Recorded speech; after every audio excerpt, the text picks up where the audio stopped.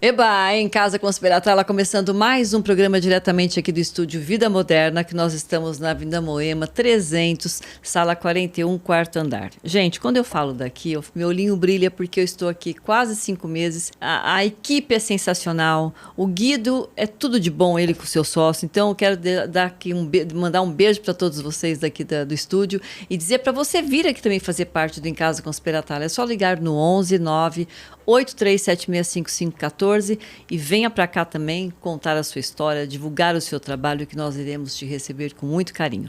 Gente, eu adoro esta pauta. Quando nós falamos em cirurgia plástica, o olhinho da gente também brilha, porque todos nós queremos ficar muito mais bonitos, né? Homens e mulheres. E hoje eu estou recebendo aqui mais uma vez o doutor Marco Aurélio Guidulli, né?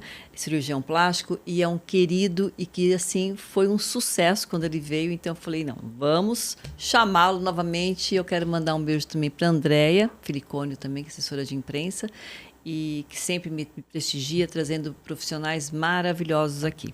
Muito obrigado, doutor Marco, por ter aceito o convite. Tudo bem? Tudo bem, Cibele. Muito obrigado novamente pelo convite. É um prazer enorme estar aqui com vocês. Com toda certeza. E sempre trazendo assim, assuntos tão pontuais, mesmo porque você está sempre a par, né? Eu acho que a cirurgia plástica sempre requer muito isso, né, doutor? A medicina como um todo ela é muito dinâmica e, portanto, a gente precisa estar sempre atualizado. Sim. Agora, a cirurgia plástica ela está numa evolução no sentido da naturalidade.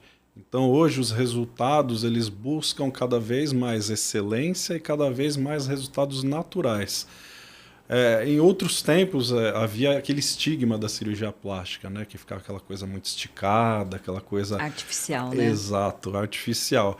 E hoje não, a gente vê os grandes artistas de cinema que eles estão cada vez mais belos, cada vez melhores à medida que o tempo passa. Verdade. E o segredo dele é justamente o tratamento de excelência. É natural, então, para a gente ter um resultado de excelência, até mesmo envelhecendo com mais dignidade, não deixar tudo cair para depois erguer, é isso? Um exemplo, vamos supor, a pessoa de repente mais nova, ela vai tomando já, vai fazer a pálpebra para poder já suavizar, dessa forma ela vai envelhecendo de uma forma mais natural. Seria isso, mais ou menos? É bem isso mesmo, Cibele. Então a gente percebe que o envelhecimento ele começa a aparecer por volta dos 30 anos. E aí, nesse momento, a gente tem que estar atento com vários fatores, além da questão da alimentação, atividade física, estilo de vida, os bons tratamentos para cada faixa etária. Então... Sim, porque o que eu sinto hoje também nas redes sociais, as pessoas estão muito atrás da perfeição, né? As pessoas andam muito assim, desesperadamente, aquela coisa de competição.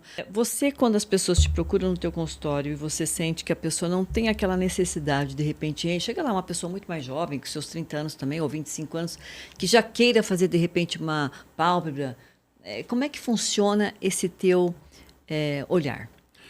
É uma situação complicada, porque tem aquela questão da estereotipagem, né? Então, às vezes, a pessoa busca num consultório de cirurgia plástica comprar, né, uma aparência artificial.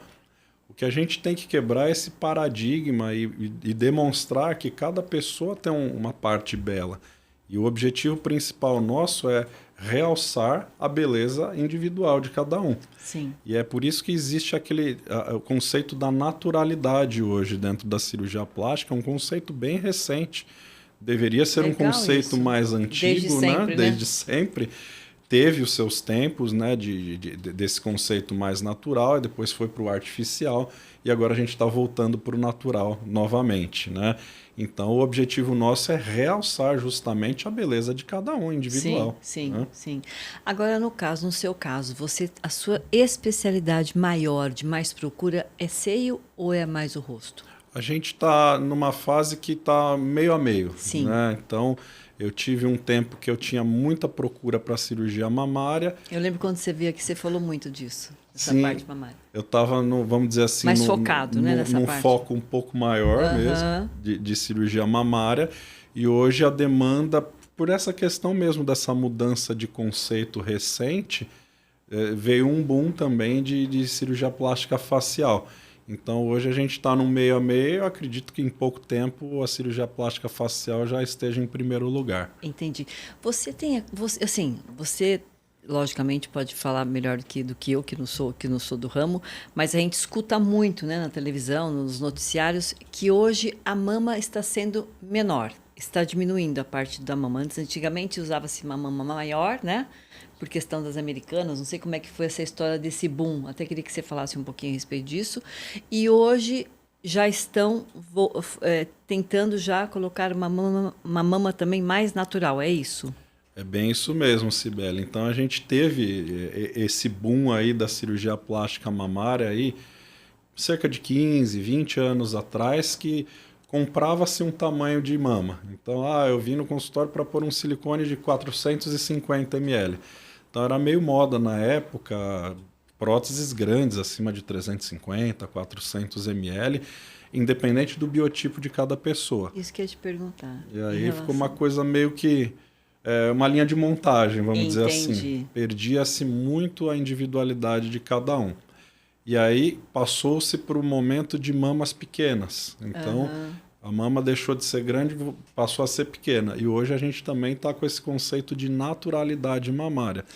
Então, a gente hoje trabalha, às vezes, até sem o silicone, fazendo só a remodelagem da mama, que chama mastopexia, para deixar a mama proporcional para aquele corpo, para aquele tórax, para aquela mulher.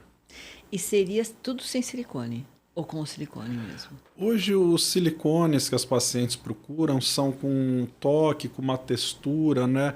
Com um gel um pouco mais soft, né? Um pouco mais natural. Entendi. Olha que interessante. Ou nos casos que não há necessidade do silicone, a gente nem usa o silicone. A gente só faz a modelagem da mama com o próprio tecido. Entendi.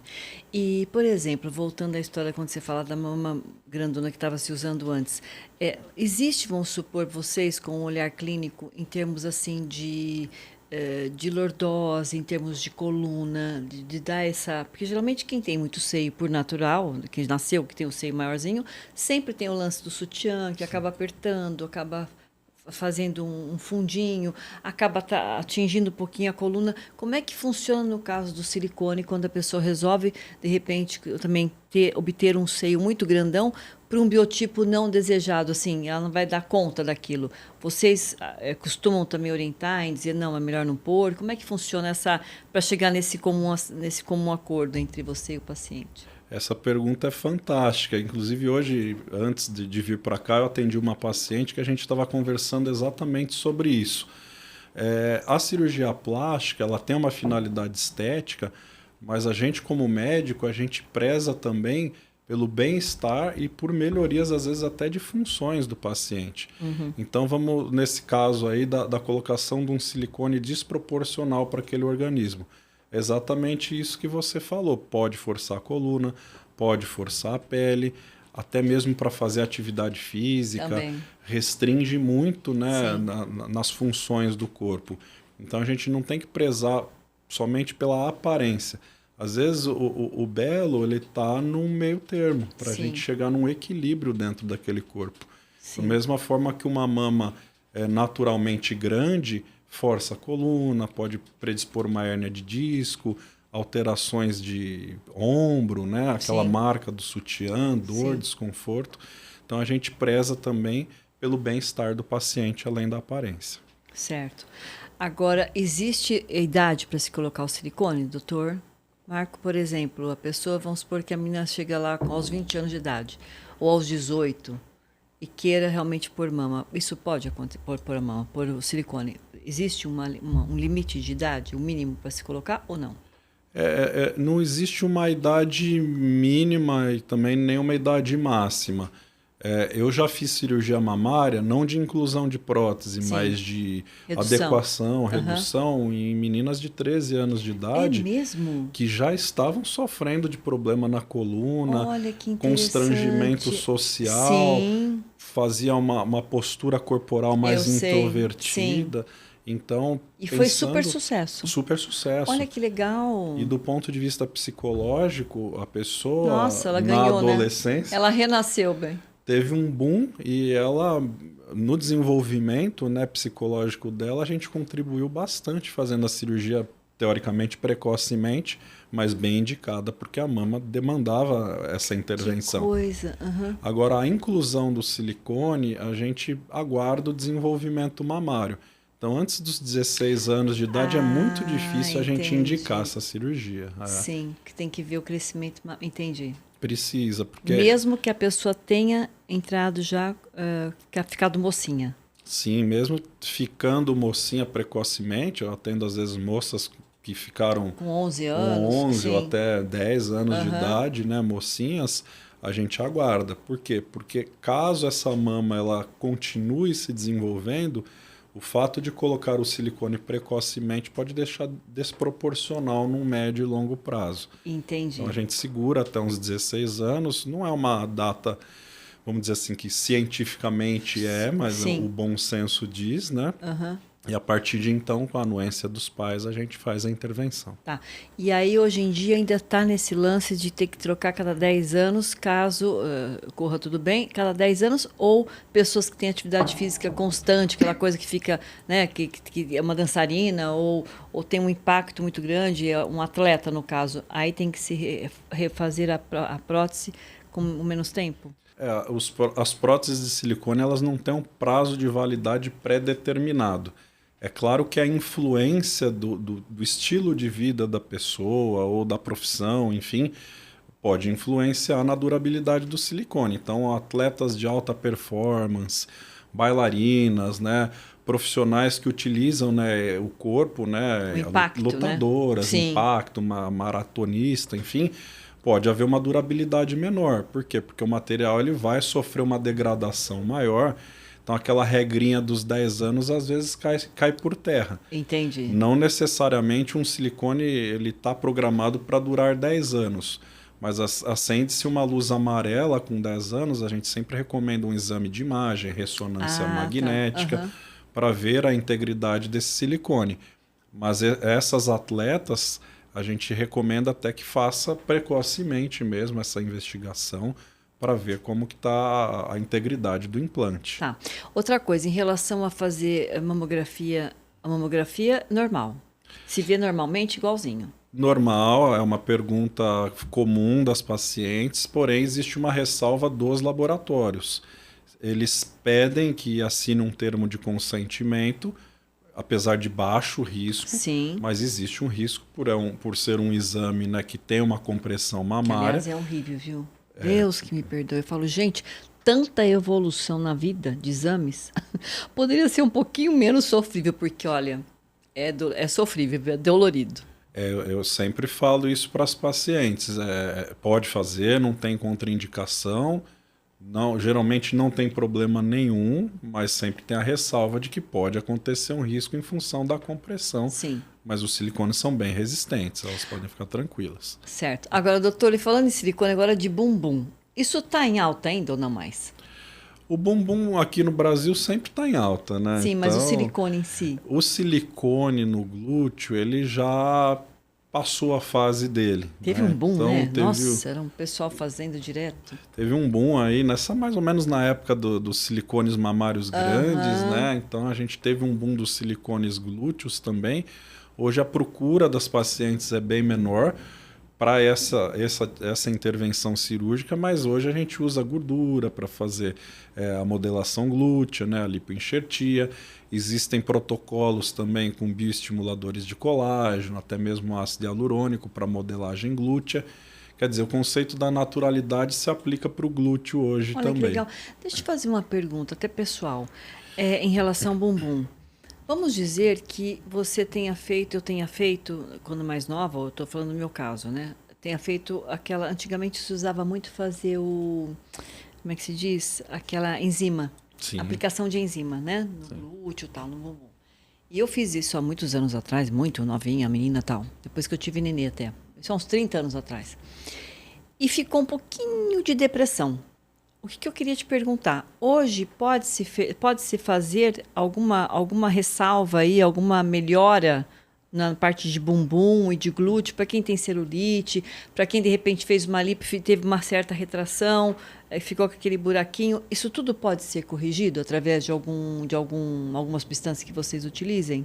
Hoje, além da questão das substâncias que elas passaram por uma evolução, existem também as tecnologias que vieram para agregar bastante. Então, hoje não é incomum protocolos com radiofrequência ou com ultrassons, né, microfocados para essa região, né, que podem somar, né, além de termos substâncias também que são absorvíveis com o tempo, mas elas podem também ajudar na produção de colágeno. Então, hoje não é incomum usarmos substâncias como ácido polialilático, que ele, além de trabalhar também a questão de rejuvenescimento facial, ele pode ser utilizado no glúteo justamente para trabalhar flacidez, essas depressões. Ajuda bem. Ajuda. Olha, alguns graus de celulite mais iniciais. Sim. E para casos mais avançados, pode ser feita até mesmo uma intervenção cirúrgica. Então, aquelas subcisões que a gente cirurgicamente remove essas fibroses, essas aderências. É fibrose que vocês chamam, tá? Fibrose. Aí a gente pode colocar um pouco de gordura ali para deixar mais harmonioso o glúteo. Então, legal tem isso. muito recurso Que natural. bom, né? Sim. E hoje ainda existe o lance de vocês pegarem a própria gordura da pessoa?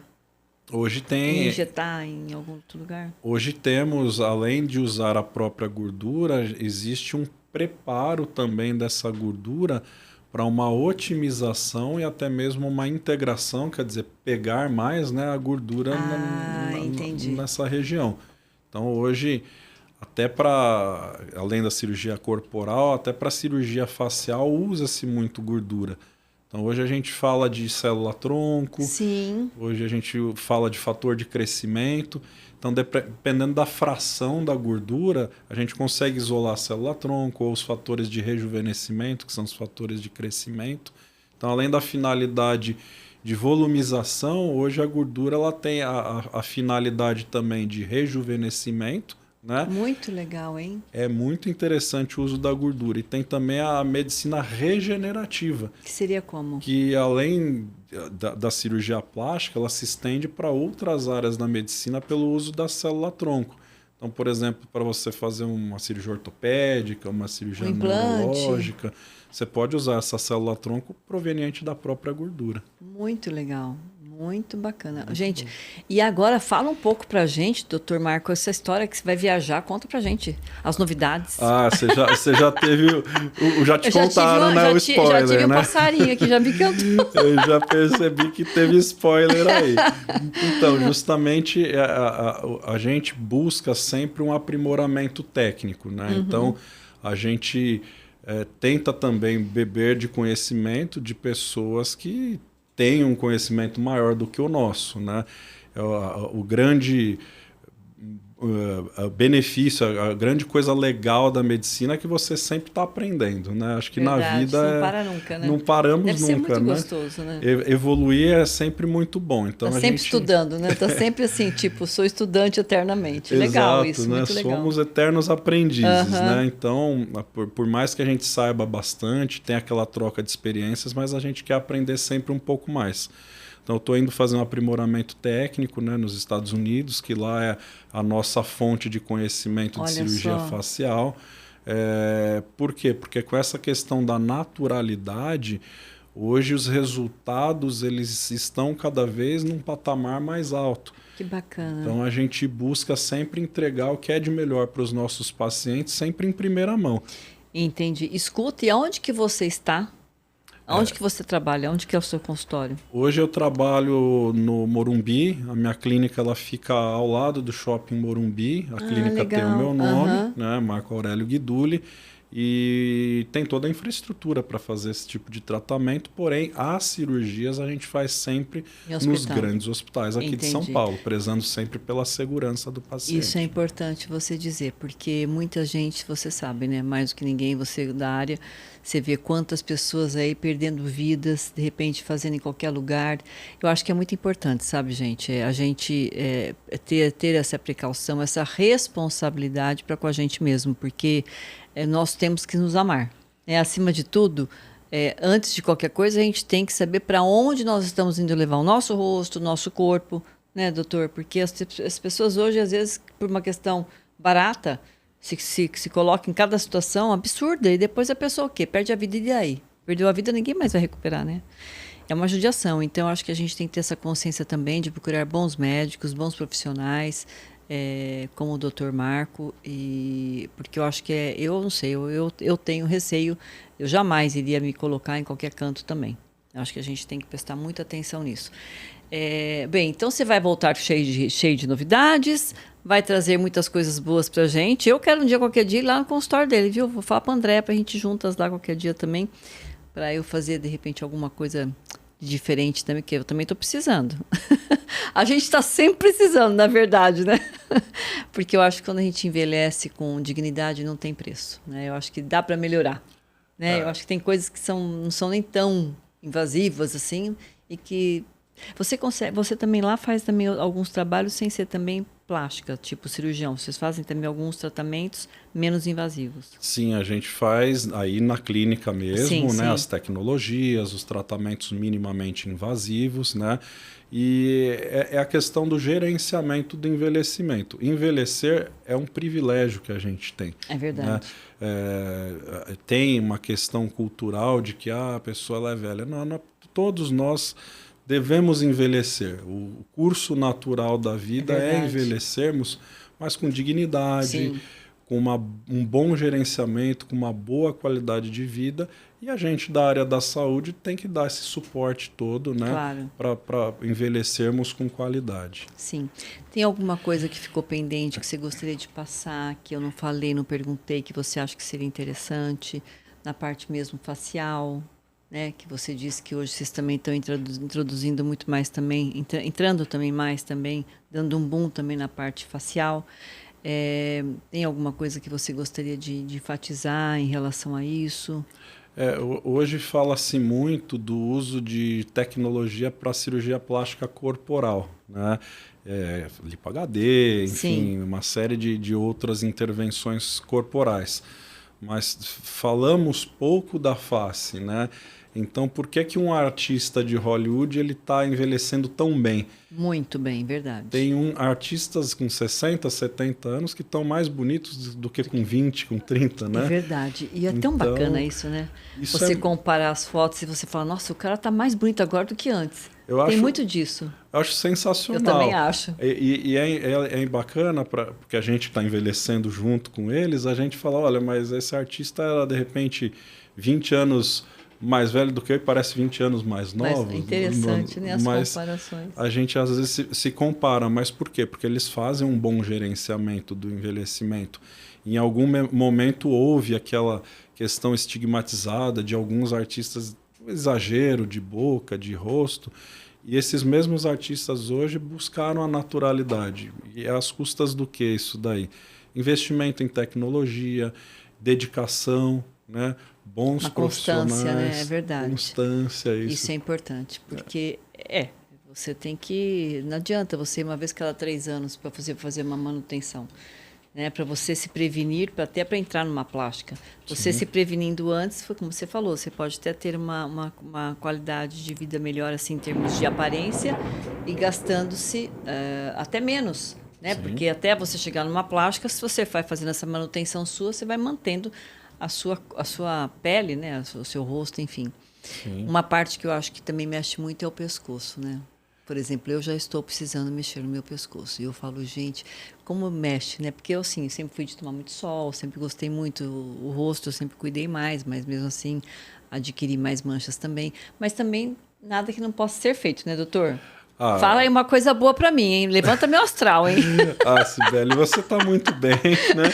Mas como você mesma falou, sempre podemos melhorar, claro. Né? Então eu acho que a gente sempre procurando profissionais, né, que tenham, né, boa competência técnica, eles sempre vão dar um plus, né?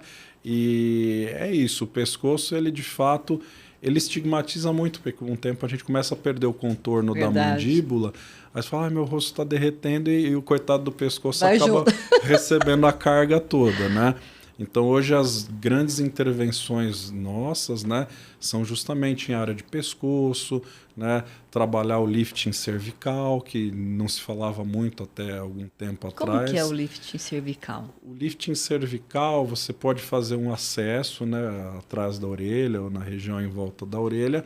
Existe uma musculatura aqui no pescoço que, com o tempo, ela vai perdendo o tônus, né, quer dizer, vai perdendo força. Sim. E aí a perda da elasticidade dessa musculatura começa a formar, né, a papada, a flacidez cervical. Então, o grande pulo do gato aí é você refixar, reposicionar. Delícia, hein? Já pensou que delícia? Botar tudo pro lugar outra vez? Fica tudo no lugar novamente, com pequenas incisões, uma intervenção aparentemente pequena do ponto de vista externo, né? Mas com um grande tratamento de estruturas internas, né, do pescoço. Então, hoje a gente vê até precocemente pessoas jovens aí, 40, 45 anos, procurando, porque nessa faixa etária começa a perder o contorno, para fazer um lifting, às vezes, de uma parte cervical, de um terço superior, um lifting endoscópico. Hoje, às vezes, com um furinho dentro do cabelo, você consegue passar uma câmera e fazer uma intervenção, né, de terço superior, por exemplo. Gente, né? eu fico babando assim de ver as histórias que ele fala, porque assim, como é que é o estudo, né? A pessoa chegar a esse ponto de... Eu acho assim, é encantador.